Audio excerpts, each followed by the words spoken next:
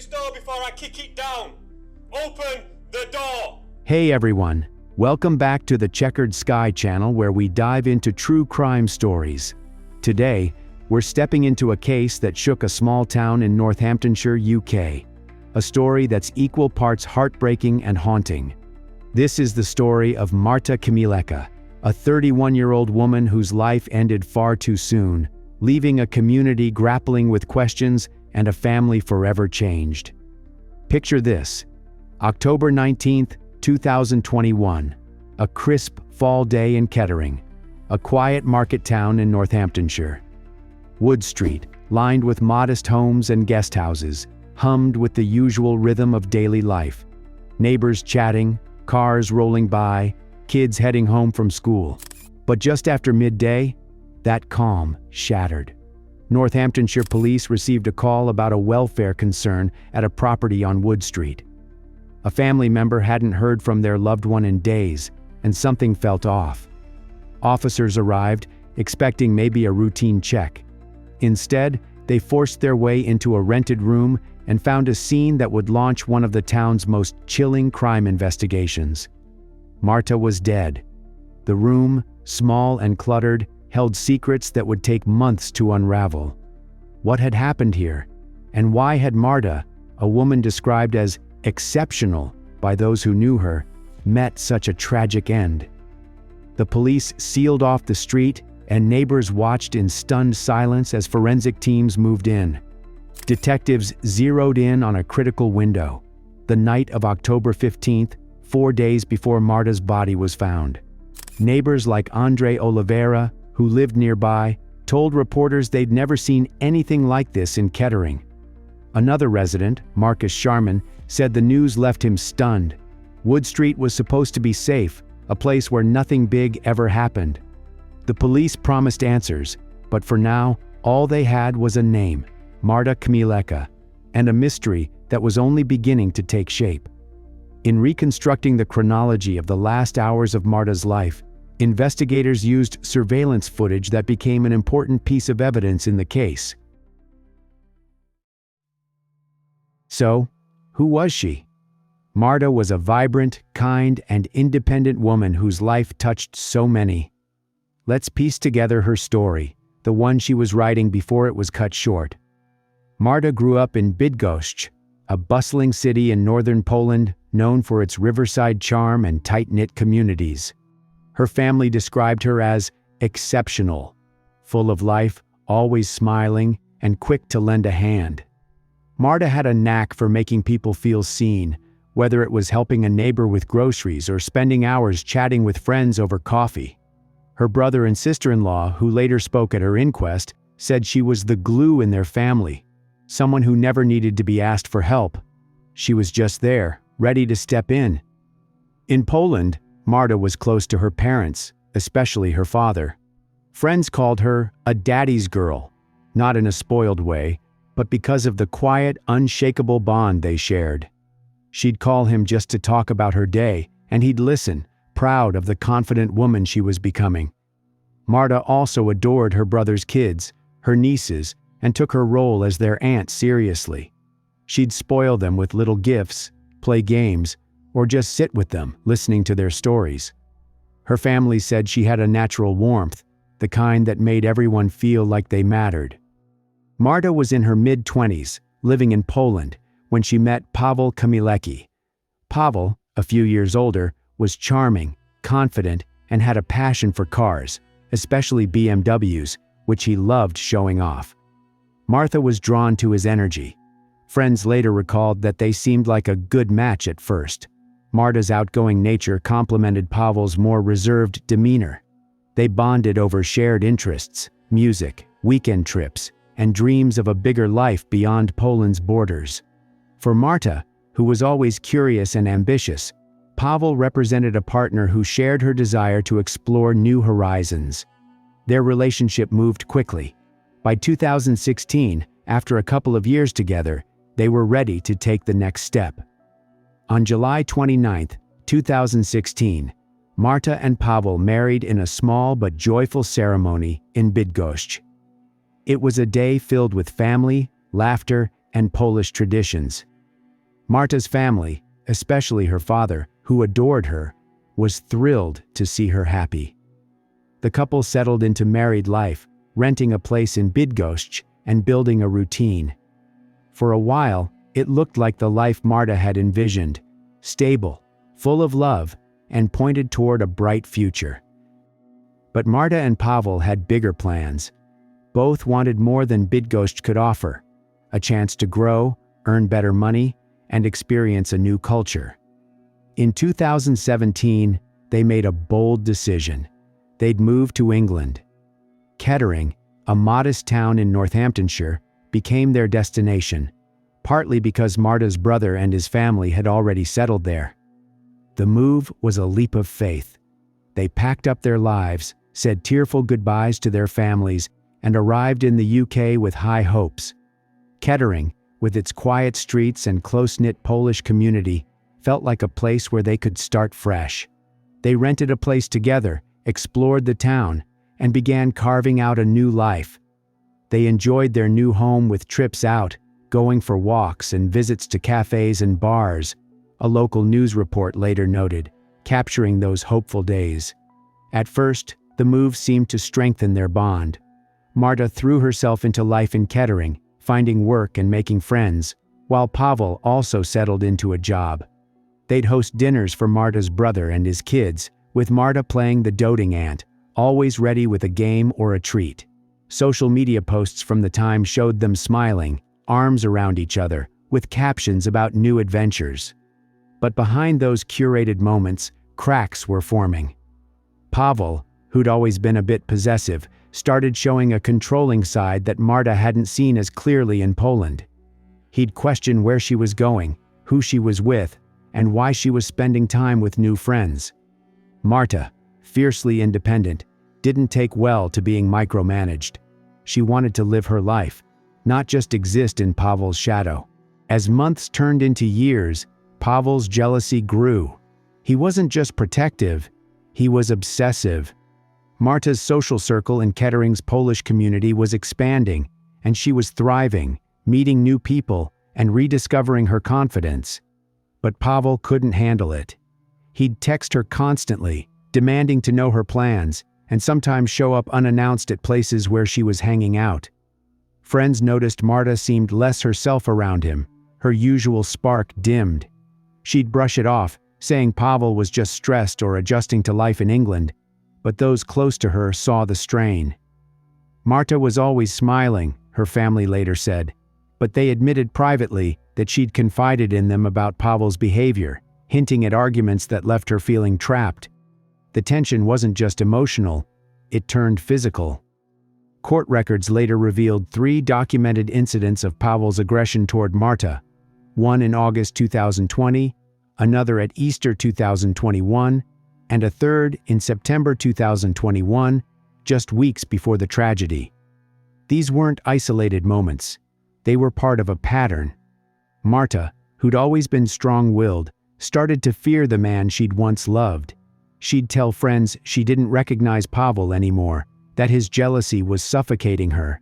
Yet, she stayed, perhaps hoping things would improve or feeling the weight of their shared history. Pavel's controlling behavior extended beyond their home. He'd hassle Marta's friends, trying to track her movements, and even stalked her, showing up at her workplace or lingering outside places she frequented. By mid-2020, their marriage was unraveling. Marta moved out, finding her own place in Kettering, determined to rebuild her life.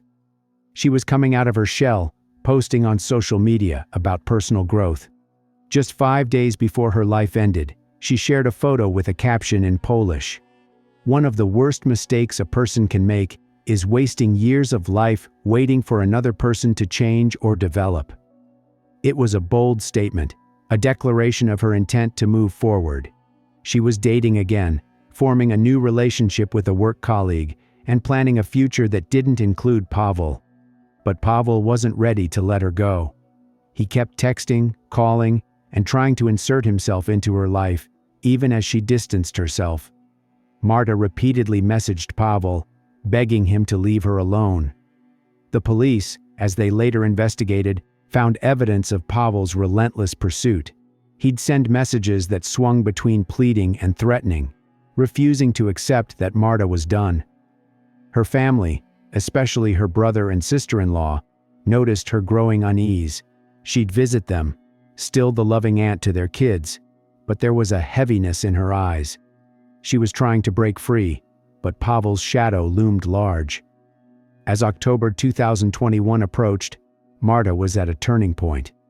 She was happier, planning a Christmas trip to Poland to see her father and talking about her dreams with friends. But Pavel's jealousy and control were escalating. The night of October 15th, when Marta was last seen alive, would reveal just how far he was willing to go to keep her in his grasp. What happened in those final moments? And how did a love that started with such promise lead to such darkness? That's what we're going to talk about next. Marta wasn't just leaving a marriage, she was breaking free from a cage. The breakup wasn't a single moment, but a series of deliberate steps.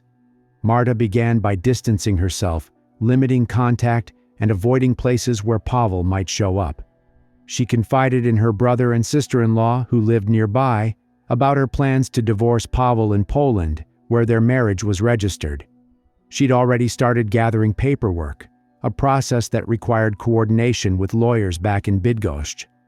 Marta also leaned on her friends in Kettering's Polish community, who rallied around her. They'd invite her to dinners, gym sessions, or nights out, helping her rediscover the joy Pavel had dimmed. But Pavel wasn't letting go. His jealousy, already a festering wound, turned into an obsession. Pavel Chmielecka did not want to accept the end of his relationship with Marta and remained in contact with her despite her attempts to distance herself from him, Detective Superintendent Joe Banfield later said. Pavel's actions grew more desperate. He'd call and text Marta relentlessly, sometimes begging for another chance, other times accusing her of betraying him.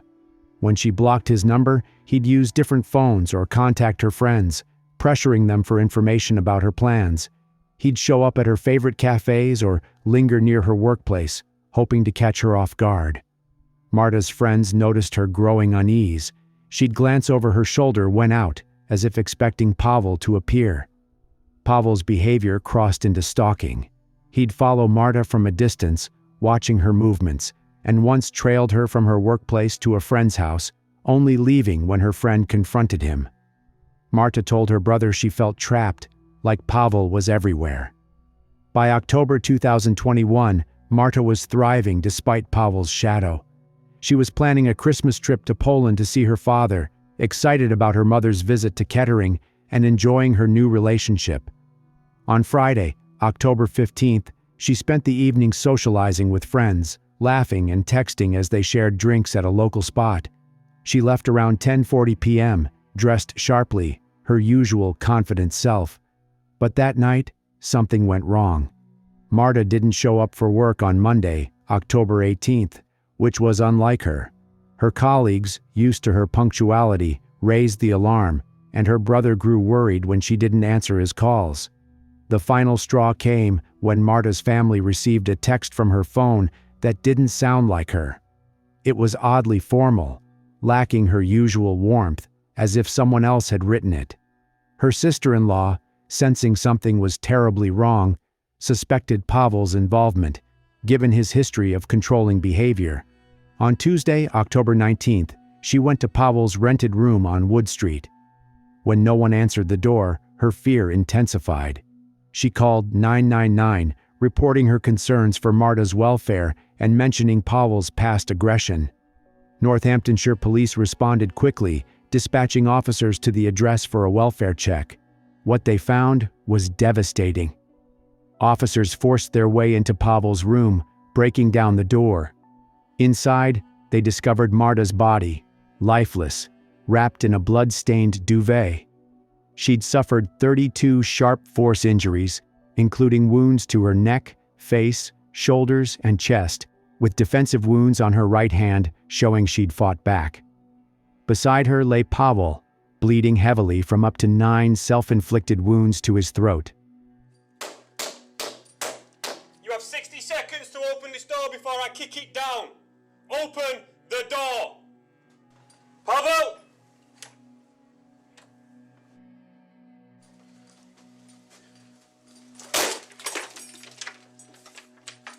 Stay there. He's got a knife in his neck. Police immediately secured the area, calling for paramedics. Marta was pronounced dead at the scene, her dreams of a new life extinguished. Pavel, still alive, was rushed to the hospital. On October 21st, after his injuries were confirmed as non-life-threatening, Marta Chmielecka was arrested in his hospital bed. Throughout our investigation, Chmielecka refused to cooperate, Detective Superintendent Joe Banfield said, noting Pavel's initial refusal to admit his prior aggression toward Marta. When interviewed, Pavel stayed silent, offering no explanation for what happened in that room. Detectives pressed him about Marta's final days, her absence from work, and the suspicious text, but he gave them nothing. His silence only deepened the mystery. Why had Marta gone to his room that night? Had Pavel lured her there? And what had sparked such a tragic outcome? The police pieced together a timeline. Marta hadn't been seen since October 15th, and her body likely remained in Pavel's room for nearly 4 days. Pavel had stayed with her body, going about his routine as if nothing had happened. The text sent from Marta's phone was a critical clue, suggesting Pavel had tried to cover his tracks. Marta's family, especially her brother and sister-in-law, were shattered. They'd urged her to stay away from Pavel, but none could have predicted the extent of his desperation.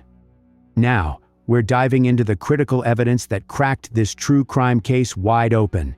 Security camera footage, Pavel's disturbing actions with Marta's phone, and the charges that followed. The investigation into Marta's death hinged on hard evidence, and nothing was more revealing than the security camera footage from Wood Street and nearby areas. Northamptonshire Police scoured CCTV and Ring doorbell recordings, which painted a gruesome picture of Marta's last moments. On Friday, October 15, 2021, Marta had spent the evening at her friend Daria's house in Woodlands Court, socializing and in high spirits. She was texting, laughing, and exchanging flirty messages with Alexandru, a work colleague she was dating. But she also responded to a few texts from Pavel, who was pressing her to come to his place, even asking her to bring a pizza. The day before, she'd snapped at him in a message and asked him to leave her alone. Yet Pavel was relentless, texting her and even contacting a mutual friend to check if Marta was at Daria's. When he learned she was, he saw his chance. At 10:42 p.m., Marta left Daria's, walking alone along Wood Street toward Rockingham Road. The footage showed her moving confidently, dressed for a night out, carrying a small bag. But minutes later, at around 10:45 p.m., cameras captured Pavel leaving his rented room and heading toward Bath Road, deliberately intercepting her path. Marta Chmielecka leaving his Wood Street address to find Marta, Northamptonshire Police later noted, describing the footage. Near Wilson Terrace, the cameras recorded a struggle. Marta, initially walking normally, appeared to resist as Pavel grabbed her arm. She stumbled, collapsing briefly, and was seen coughing and unsteady on her feet. Ring doorbell audio picked up her labored coughs and Pavel's voice, cold and commanding. "Come on, not far now. Can you hear me?" He was seen frog-marching her, at one point holding her up in a bear hug as she struggled to walk. By 10:56 p.m., the grainy footage showed them entering his house, the last time Marta was seen alive by anyone but Pavel. Inside that room, the timeline grew murkier, but Pavel's actions with Marta's phone provided critical clues. Around 11:01 p.m., just 5 minutes after they entered, Pavel took a photo of Marta lying on the floor, though it's unclear if she was already injured. About 90 minutes later, at roughly 12:30 a.m. on October 16th, he photographed messages on her phone between her and Alexandru, confirming her new relationship. Pavel's obsession with Marta's new life, particularly her relationship with Alexandru, fueled his actions. He didn't stop at snooping. Pavel used Marta's phone to send messages, trying to cover his tracks. He texted her friends and family, mimicking her tone to make it seem she was still alive. One message, sent to her family, stood out as off, formal and unlike Marta's usual warm, casual style. These messages were part of Pavel's attempt to delay suspicion, buying him time as he stayed in the room with Marta's body for nearly 4 days. The next day, he sent messages from Marta's phone, pretending to be her, to male contacts trying to encourage them into sexual encounters. On October 17th, 2 days after Marta's death, cameras caught him casually walking to a local shop to buy 6 cans of beer and a soft drink, then returning to his room. He showed no outward signs of distress, blending into Kettering's daily rhythm, while Marta's body lay wrapped in a blood-stained duvet. This footage was damning. It showed a man not only capable of taking a life, but also of carrying on as if nothing had happened. Marta was last seen alive at 10:56 p.m. on October 15th, entering Pavel's room. Detectives believed she died shortly after, likely before midnight, given the photo Pavel took at 11:01 p.m. and the severity of her 32 sharp force injuries. The stab wounds to her neck were the direct cause of death, per the post-mortem. Pavel's arrest came on October 21st, once he was stable. He was charged with murder, and the evidence, CCTV, phone records and forensic findings, was overwhelming. Prosecutors outlined his motive, jealousy, and a refusal to accept Marta's new life. He'd told friends he couldn't stand the thought of someone else touching her, a sentiment that drove his final act. By March 3, 2022, when Pavel Chmielecka stood in Northampton Crown Court and admitted to murdering Marta, the case was already a focal point for Kettering's community and beyond. His guilty plea meant there'd be no full trial, sparing Marta's family the agony of reliving every detail in open court. Instead, the court moved to a sentencing hearing on September 6, 2023, where the focus was on determining Pavel's punishment and giving Marta's loved ones a chance to share their grief. Marta's brother and sister-in-law sat in the gallery, their faces etched with loss, as they waited to hear what price Pavel would pay for stealing her life. Marta's family have requested that I read out the following statement on their behalf, and I shall do so now. Marta was exceptional. She was full of life, she was kind, cheerful, helpful and smart. You never had to ask her for help. She was always just there for us, whatever we needed. She loved our children and was a fantastic auntie to them both. Marta was definitely a daddy's girl too. They had such a bond and such a loving relationship. After her death, her father began stuttering and now finds it very hard to communicate at all. He has really suffered, as have we all. Marta had so many plans and dreams. She was independent and confident, and we loved her so much. It's never going to be the same without her. Losing Marta has changed our whole lives. The prosecution, led by Northamptonshire Police and the Crown Prosecution Service, built a compelling case for a severe sentence. They argued that Pavel's actions were not a spur-of-the-moment lapse, but the culmination of a pattern of control and obsession. They pointed to her defensive wounds, 7 on her right hand, as proof she fought for her life. Those last moments of her life would have been utterly terrifying, Judge David Herbert later said, echoing the prosecution's portrayal of a deliberate, ferocious act driven by jealousy over Marta's new relationship. The prosecution also brought up Pavel's history of domestic abuse, citing incidents in August 2020, Easter 2021, and September 2021 to show his escalating aggression.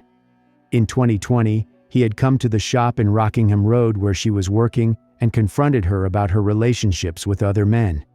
He searched her phone after snatching it from her to find evidence of affairs. Chmielecka then punched Marta repeatedly, leaving her with bruises on her back and face, and with a cut lip.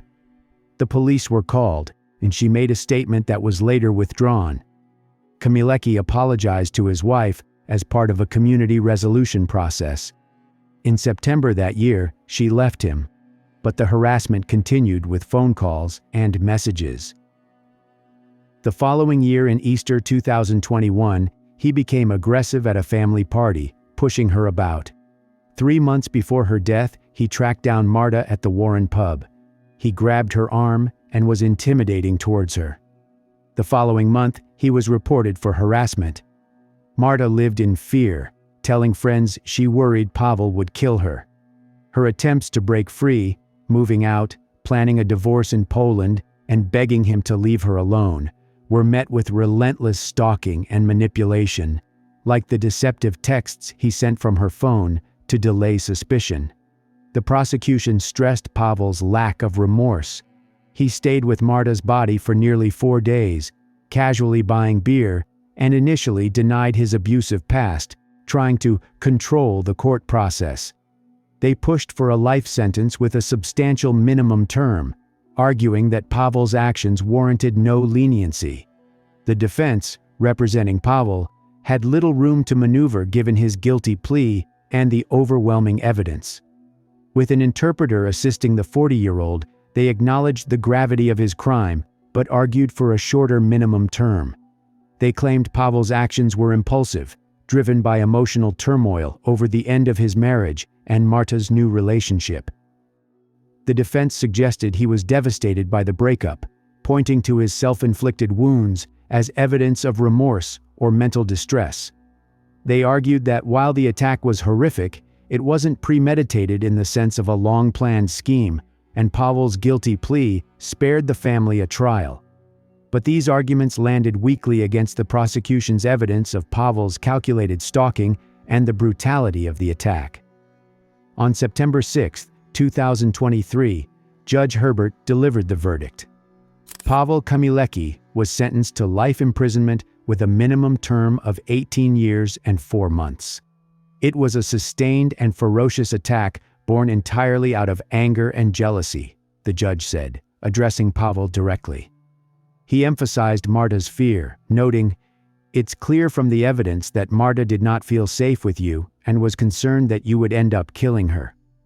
The judge warned that Pavel might never be released, as parole would depend on the parole board's assessment of his risk to the public. The sentence meant Pavel, then 40, would be at least 58 before he could even apply for parole, a significant term reflecting the crime's severity. The impact on Marta's family was profound. Her brother and sister-in-law, who attended the sentencing, released a heartrending statement through Northamptonshire Police. The family's words underscored that no sentence could undo their pain, but the verdict offered a small measure of closure, knowing Pavel was held accountable. This true crime story leaves us with a lingering question. How can we better protect those like Marta, who fought so hard for their freedom? Her courage in leaving an abusive relationship, her dreams of a brighter future, and her love for her family remind us of the lives at stake in these cases. What can communities, police, and each of us do to ensure no one else faces such a tragic end? It's a question worth reflecting on as we close this chapter. That's where this story ends. Thank you for joining me on this journey to honor Marta Chmielecka's life. If this story moved you, please hit that like button, subscribe to Checkered Sky, and ring the bell so you never miss a true crime deep dive. Share your thoughts in the comments. What stood out to you about Marta's story? Until next time, stay curious, stay safe, and keep chasing the truth. See you soon.